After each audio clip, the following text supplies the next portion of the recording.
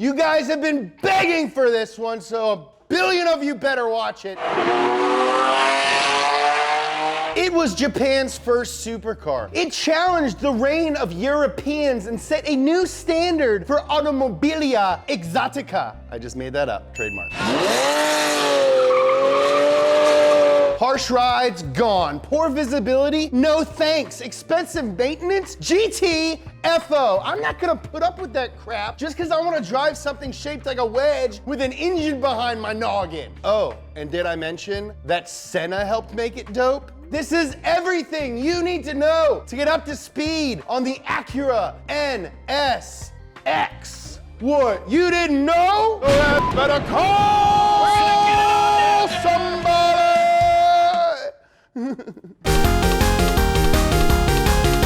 In the 80s, lots of sports cars weren't all that sporty. I mean, Ferrari was making some pretty hot V8s, but they were expansive. Founder and supreme advisor of Honda Motor Company, Soichiro Honda, very cool dude, knew his company had the chops to build something better than a Ferrari and for less money. So Honda called up Italian design house Pininfarina and was like, hey, yeah, so we were thinking, you know what we usually do? Yeah, front engine, front wheel drive, yeah. Well, we want to do the exact opposite. Yeah, mid-engine, rear wheel drive. I know, dude. Sick, hold on. Hello? Actually, I'm on the phone with Pininfarina. Can I give you a call back in like 2 seconds? All right. You still there? Oh no, wait, hold on. Pininfarina? What? What they ended up with was perhaps the most 80s car to come out of the 80s. A weird white doorstop called the HPX, which stood for Honda Pininfarina Experimental. It was aerodynamic AF and minimalist to the max. So much so that it didn't even have doors. You climbed in through it, through the plexiglass roof like Maverick and Goose.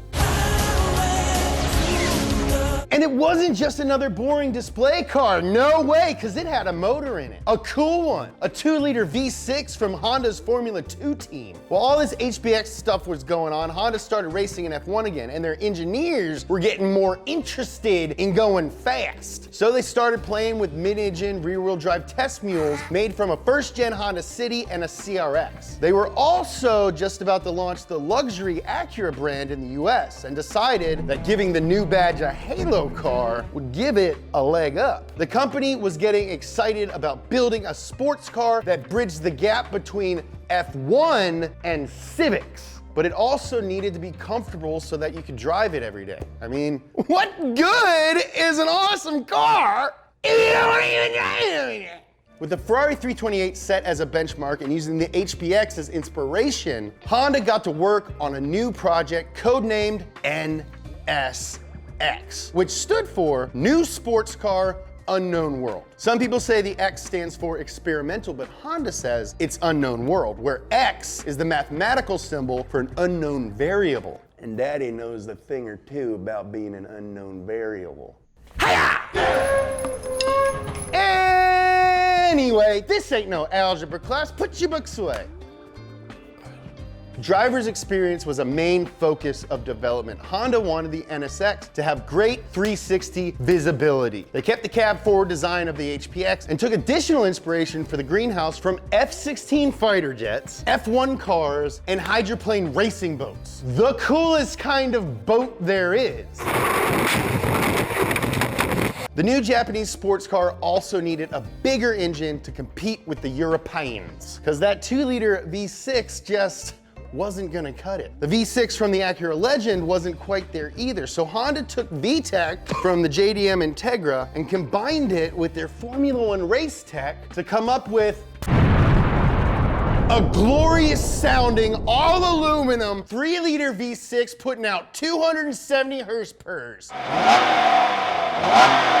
The pistons were forged in the fires of Mount Doom, and for the first time in a production car, the connecting rods were made of titanium.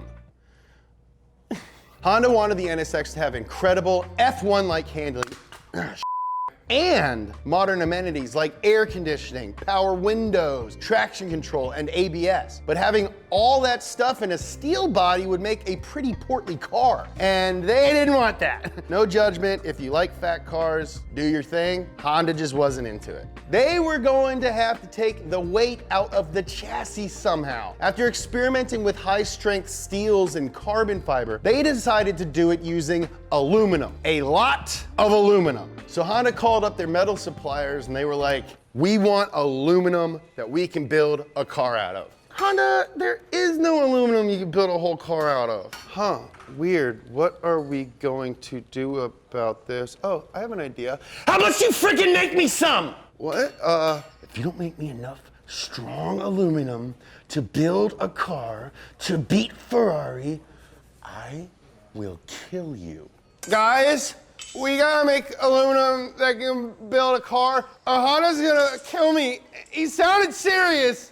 That's actually what happened. So 5 specific aluminum alloys were carefully chosen. Special processing techniques were developed, and an entirely new plant was built to produce the new lightweight monocoque chassis. In February of 1989, Honda had a few nearly production-ready cars in hand, and the Acura NSX prototype was set to debut at the Chicago International Motor Show. Honda was setting up for the big reveal when the president of the company, Tadashi Kume, was like, I need to inspect this car. Then he hopped in and fired it up. And his team was like, stop! There's a Ford press conference going on next door. And he was all, what? And they were like, there's a Ford press conference next door. I'm revving the engine. I can't hear you. It's too loud. And his team was all, stop. Meanwhile, in the Ford press conference, Ford was like, and I present to you the world premiere of the new... I can't hear a single word you're saying because this engine is too loud. Word spread quickly that something special was gonna be at the Acura press conference. And by the time the car officially debuted, excitement was through the friggin' roof! At the same time, over in Japan, a certain F1 driver you may have heard of named Senna was testing another prototype at the Suzuka racetrack. After claiming that he didn't feel qualified to give advice on tuning a mass production car, he told the engineers that it felt fragile. So Honda scrambled for 8 months to give the aluminum chassis more rigidity and set up their first long-term overseas testing facility at the Nürburgring in the process. The end result was a chassis 50% stiffer than the prototype and 40% lighter than an equivalent chassis made out of steel. Further testing with Senna, F1 racer Satoru Nakajima, and IndyCar champ Bobby Rahal turned the NSX into one of the best handling cars ever made! Lightning, lightning, lightning, lightning! The suspension was a complex work of forged aluminum art. Both the front and rear featured an intricate web of beautiful double wishbones. Getting hungry. Up front, Honda designed a unique compliance pivot that maintained the same toe setting as the suspension moved to reduce bump steer. Wow! Even the tires got a ridiculous amount of attention. Yokohama tried out 10 molds, 100 different tire specs, and 6,000 different tires before they thought they got it right. Honda was so exacting in its fine tuning that the front and rear compounds ended up being slightly different.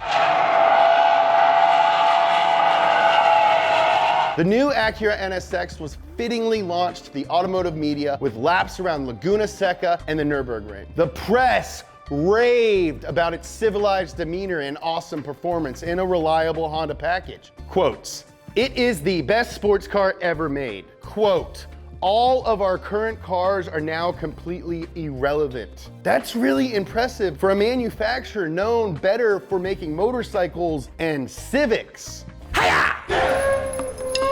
In late 1990, the NSX finally went on sale to high demand. American dealers were keeping cars for themselves instead of selling them. And in Japan, people were put on a 3-year waiting list to buy one. Only a year into production, Honda invited owners to a track day to give them driving lessons and to pick their brains on how to make their groundbreaking sports car even better. The feedback they got went into creating the JDM-only, track-oriented 1992 NSX Type R.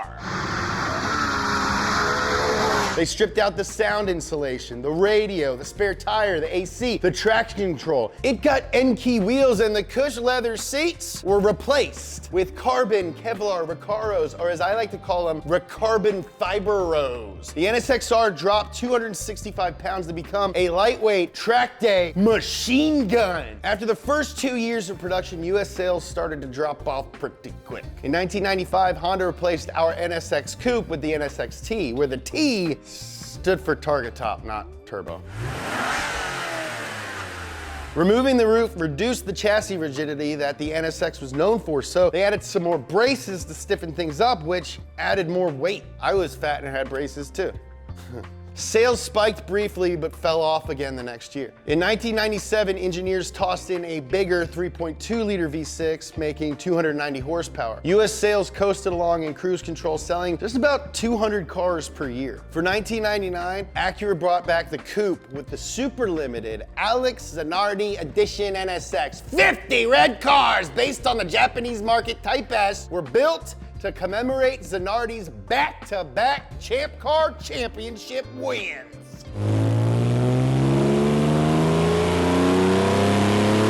In 2002, Honda committed one of the greatest atrocities ever. They killed off the pop-up headlights on the NSX. And I'll take with me the memories to be my sunshine after the rain.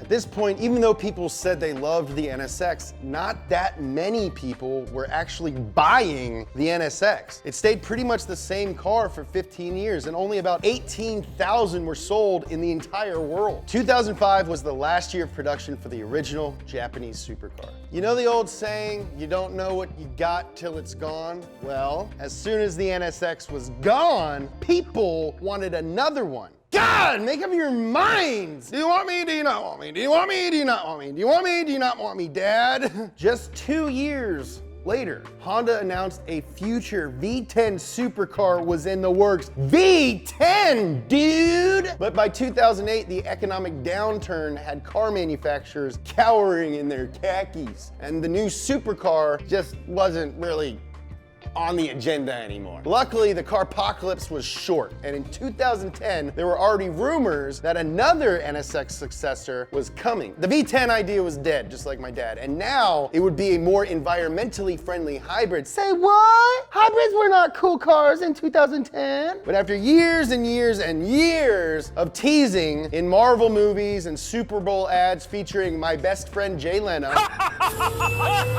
an impressive new second-generation NSX rolled out of an Ohio factory in 2016. The new NSX is all-wheel drive with a mid-mounted twin-turbo 3.5-liter V6 and 3 electric motors, putting out a supercar-worthy 573 horsepower.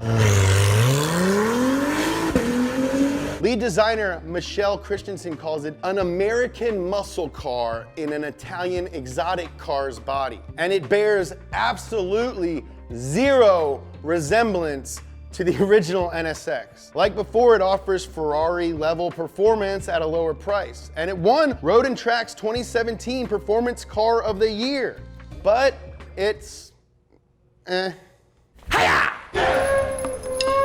Yo, dudes, we make a new video every single day. To make sure you don't miss anything, click on Subby. He's my best friend. He's a subscribe button. You like Hondas? Watch this episode of Up to Speed. You like other Japanese cars designed in America? Check out this other episode of Up to Speed. You like this shirt? Go to shop.donut.media and get yourself one. Follow me on Instagram @James Pumphrey. Follow Donut @DonutMedia.